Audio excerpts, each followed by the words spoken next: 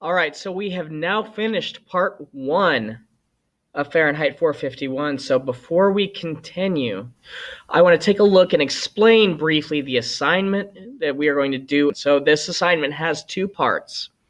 The first one is going to require you to think about the book and understand that there are 2 sides to the argument between Montag and Mildred. We only see Montag's side of this, Guy's side of this. But there's a lot more that goes into this than just that. So let's take a look at this first part of the assignment, and then we'll go on to the second one.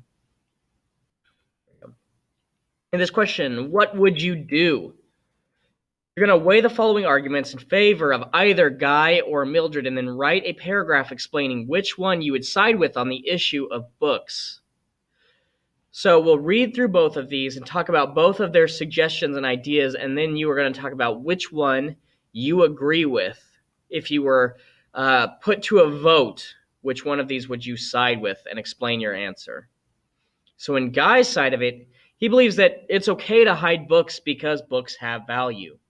The society is in trouble, and books may hold the solution. At the very least, they represent someone's idea and the thoughts of their lifetime. So burning books is an act of destruction against a person as well as an object.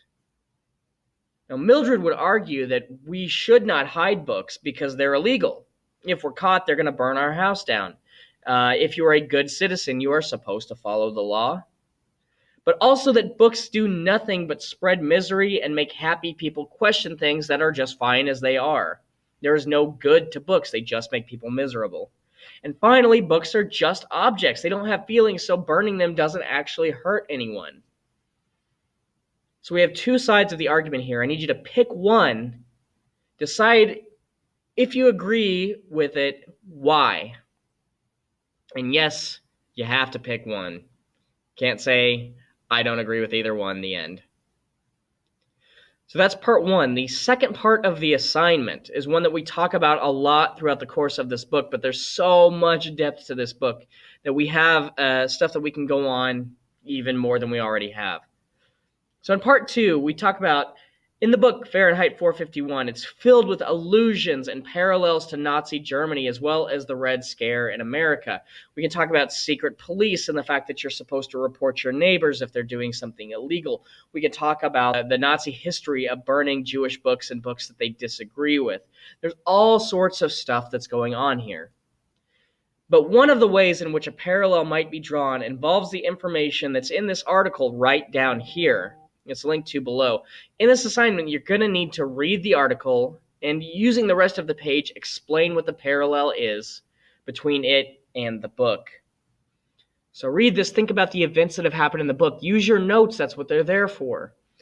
And talk about, what do you think the entire allusion is here? What does the book compare to this part of talking about what happened during Nazi Germany? If you need help, feel free to reach out and ask for help.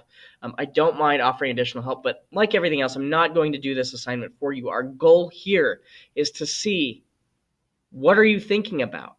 Make you think, make you come up with ideas on your own without me just spoon feeding it to you. After all, isn't that the entire purpose of the book, is to come up with thoughts on your own?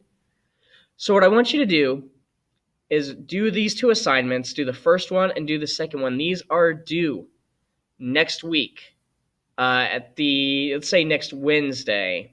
So let's do this one assignment, and everything else we'll worry about later. Focus on this first.